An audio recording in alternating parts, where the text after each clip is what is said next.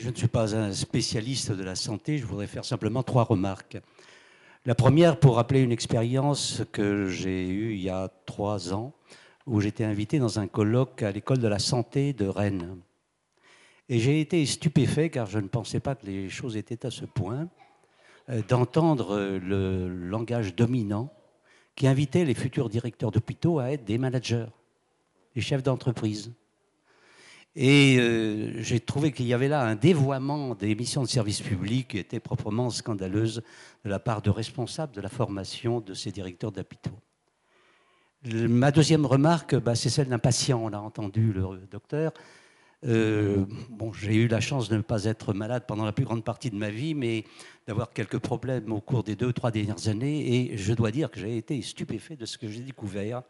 Et à chaque fois que j'ai une visite ou bien un examen ou bien une opération, je me dis, mais comment les gens qui n'ont pas les moyens peuvent-ils se soigner correctement dans notre pays? C'est devenu proprement impossible, ou bien différé, de telle façon qu'on aggrave le mal par cette mauvaise gestion.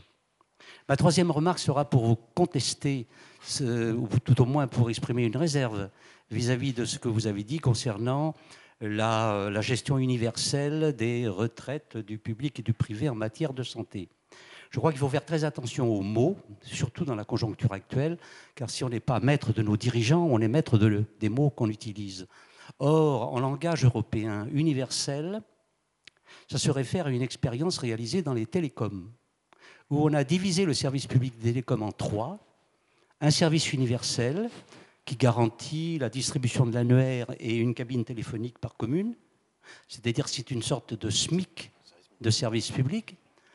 Des missions obligatoires, c'est la deuxième partie, et qui sont par exemple la gendarmerie, l'armée, etc.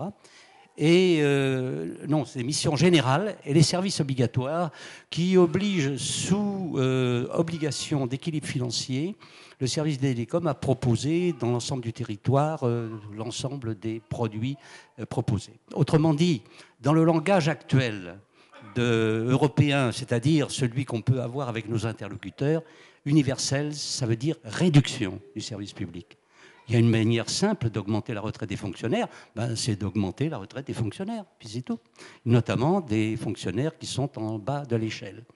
Autrement dit, plus que jamais, je crois, il faut faire attention aux mots qu'on utilise. Ce n'est pas un reproche que je vous fais, mais c'est une remarque générale. Comme le disait Victor Hugo, la forme, c'est du fond qui remonte à la surface.